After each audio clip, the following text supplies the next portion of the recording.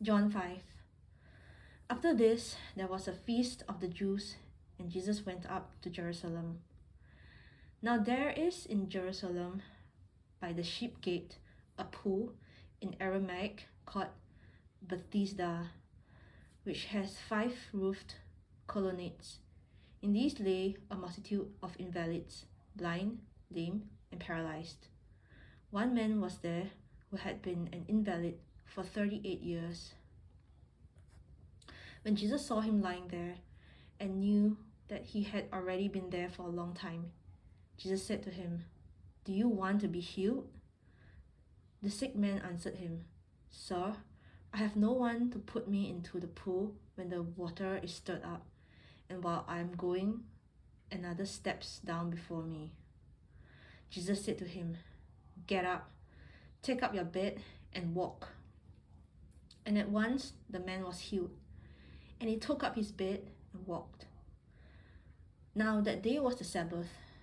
So the Jews said to the man who had been healed, "It is the Sabbath, and it is not lawful for you to take up your bed." But he answered them, "The man who healed me, that man said to me, 'Take up your bed and walk.'" They asked him, "Who is the man who said to you, 'Take up your bed and walk'?" Now the man who had been healed did not know who it was, for Jesus had withdrawn, as there was a crowd in the place. Afterward, Jesus found him in the temple and said to him, "See, you are well. Sin no more, that nothing worse may happen to you." The man went away and told the Jews that it was Jesus who had healed him. And this was why the Jews were persecuting Jesus, because he was doing these things on the Sabbath. But Jesus answered them, "My Father is working until now, and I am working." Jesus is equal with God. This was why the Jews were seeking all the more to kill him, because not only was he breaking the Sabbath, but he was even calling God his own Father, making himself equal with God. So Jesus said to them, "Truly I say to you, the Son can do nothing on his own accord, but only what he sees the Father doing. For whatever the Father does, that the Son does likewise. For the Father loves the Son and shows him all that he himself is doing. And greater works than this will he show him, so that you may marvel. For as the Father raises the dead and gives them life, so also the Son gives life to whom he will. For the Father judges no one, but has given all judgment to the Son, that all may honor the Son, just as they honor the Father. Whoever does not honor the Son does not honor the Father who sent him.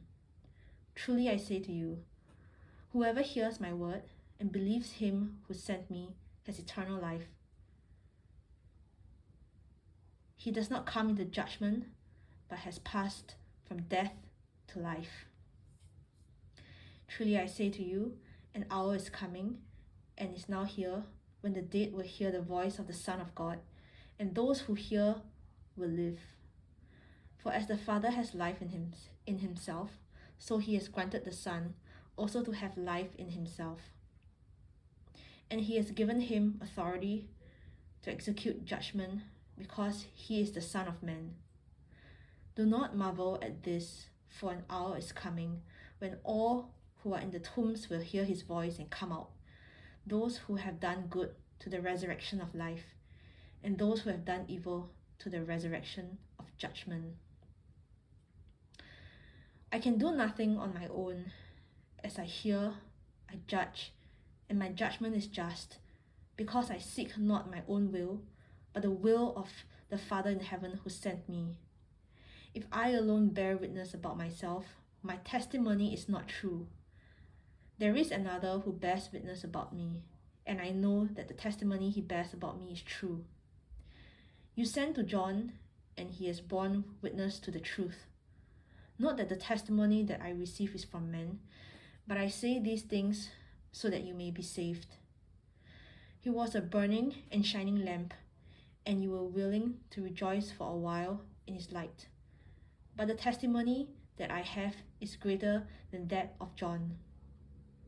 For the works that the Father has given me to accomplish, the very works that I'm doing, bear witness about me that the Father has sent me. And the Father who sent me has himself borne witness about me. His voice you have never heard, his form you have never seen. And you do not have his word abiding in you, for you do not believe the one whom he has sent. You search the scriptures because you think that in them you have eternal life. And it is they that bear witness about me. Yet you refuse to come to me that you may have life. I do not receive glory from people, but I know that you do not have the love of God within you. I have come in my Father's name, and you do not receive me. If another comes in his own name, you will receive him. How can you believe when you receive glory from one another, and yet do not seek the glory that comes from the only God? Do not think that I will accuse you to the Father. There is one who accuses you, Moses, on whom you have set your hope. For if you believe Moses, you would believe me, for he wrote of me.